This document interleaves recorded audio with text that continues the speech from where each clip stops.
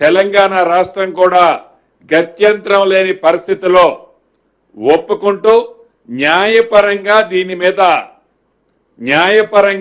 మీద అప్రోచ్ అవ్వాలని ఈరోజు కేబినెట్ తీర్మానించడం జరిగింది.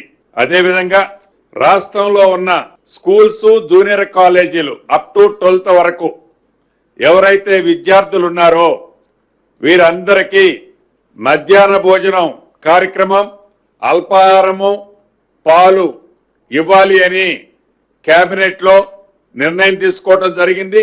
ఈ విద్యార్థులతో పాటు సుమారు 1,50,000 మంది టీచర్స్ తో పాటు లెక్చరర్స్, సిబ్బంది వారికి కూడా ఉచిత టిఫిన్, పాలు, అదే రకంగా భోజనాన్ని కూడా ఏర్పాటు చేయాలని రాష్ట్ర కేబినెట్ ఈ రోజు నిర్ణయం తీసుకోవడం జరిగింది.